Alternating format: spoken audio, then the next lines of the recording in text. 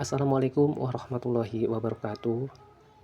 Perkenalkan, nama saya Sugeng Prayitno, penulis tata negara alternatif, yaitu Sistem Indonesia Emas atau biasa disingkat SIE. Karya ini saya hadirkan bukan sekedar buku, bukan pula hanya gagasan, melainkan sebuah rancangan tata negara yang menyeluruh.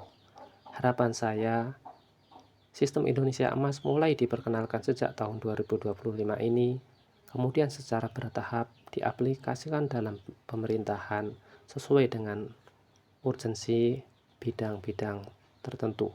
Hingga akhirnya pada tahun 2037, sistem ini diharapkan resmi diterapkan di Indonesia. Saya menyadari, mungkin gagasan ini akan terasa menampar kesadaran sebagian orang. Bahkan ada yang menganggapnya aneh. Namun, mari kita jujur, apakah tata negara kita saat ini sudah benar-benar mengantarkan bangsa Indonesia mendekati cita-cita luhur sebagaimana termaktub dalam pembukaan Undang-Undang Dasar 1945? Ataukah kita masih terus bertahan di atas kendaraan tua yang penuh masalah tambal sulam tanpa arah yang jelas? Saudara sekalian, sudah lebih dari 80 tahun bangsa ini berjalan, sementara negara lain yang berangkat pada masa yang hampir bersamaan sudah melaju jauh di depan, seperti Tiongkok, India, bahkan tetangga dekat kita, yaitu Singapura. Pertanyaan besar yang harus kita hadapi adalah, apakah kita akan terus menunggu dengan dalih masih ada waktu, ataukah mulai menyiapkan kendaraan baru yang lebih kokoh, lebih relevan, dan lebih bermartabat? Saatnya kita melakukan refleksi, bukan untuk menghakimi masa lalu, tetapi untuk menyelamatkan masa depan.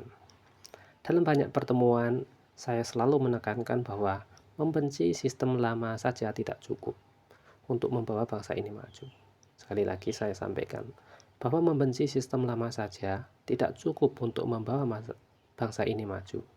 Yang lebih penting adalah menawarkan sistem alternatif yang lengkap, jelas, terukur, dan realistis untuk diterapkan.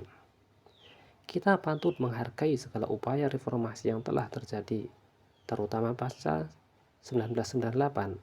Namun harus kita akui secara objektif, nilai-nilai reformasi itu sendiri kini telah banyak ditinggalkan.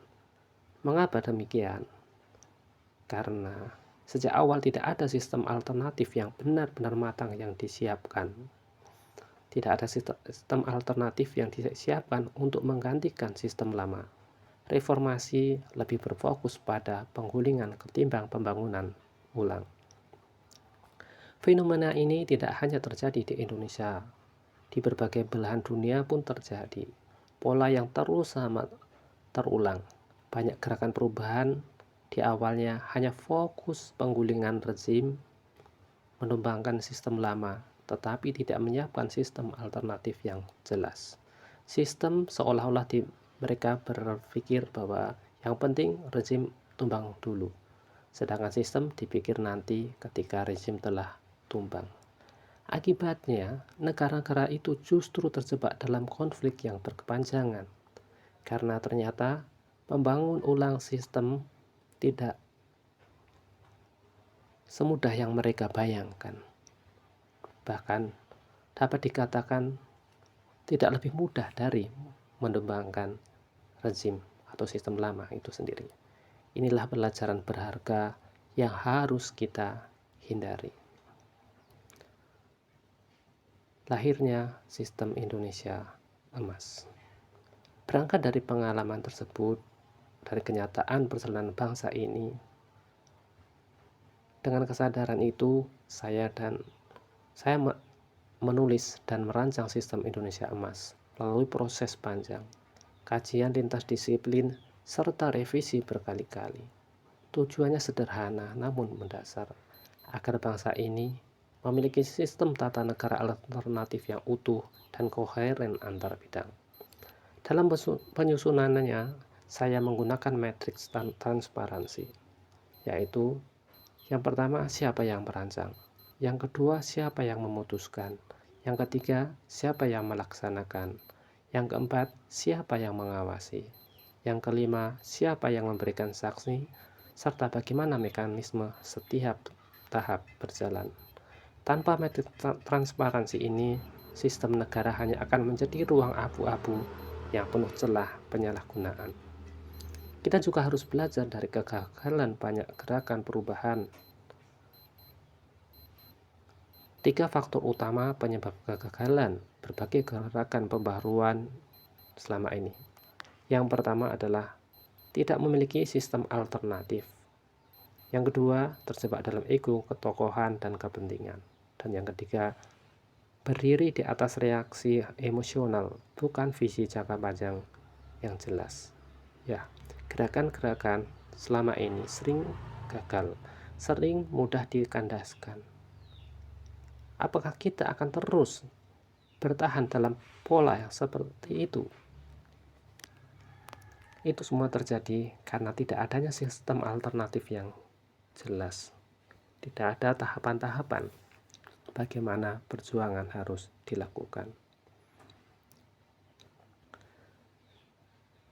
Saudara sekalian, beberapa waktu lalu muncul wacana bubarkan DPR atau kritik keras terhadap sistem pajak dan lembaga lainnya.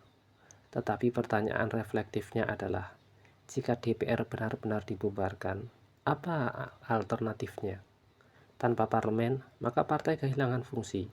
Presiden menjadi pemegang kekuasaan hampir absolut dan risiko tirani semakin besar.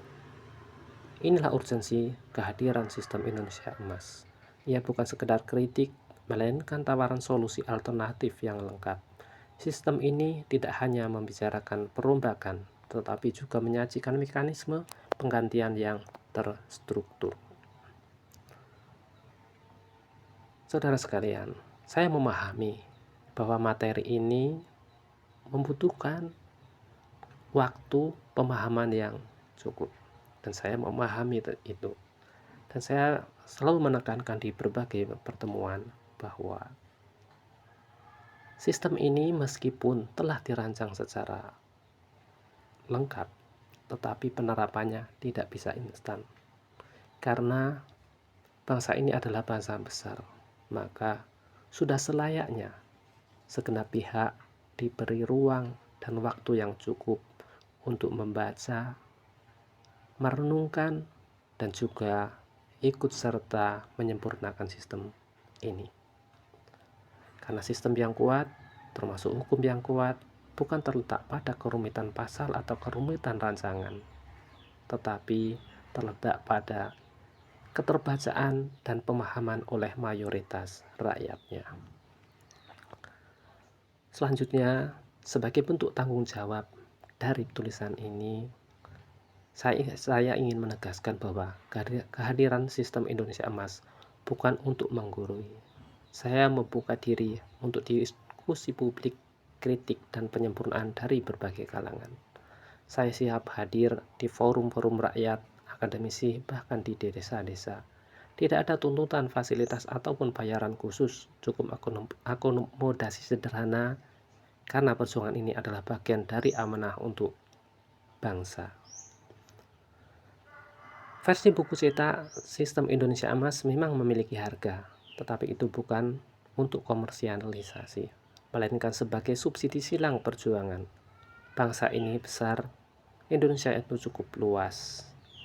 Untuk menjangkau ke sana tentu juga dibutuhkan pembiayaan. Maka jika buku cetak resmi ada harganya, bukan semata-mata untuk kepentingan kami, insya Allah akan digunakan sebesar-besarnya untuk kepentingan perjuangan ini. Dan kami juga membuka ruang bagi segenap pihak yang ingin bersama-sama menanam kebaikan tanpa mengharap embel-embel ataupun tekanan tertentu untuk mempengaruhi akar pemikiran dari sistem Indonesia Emas, dengan semangat bersama untuk berkontribusi yang terbaik bagi bangsa, meninggalkan jejak yang mulia. Materi sistem Indonesia Emas insya Allah bisa diakses secara gratis, karena saya lebih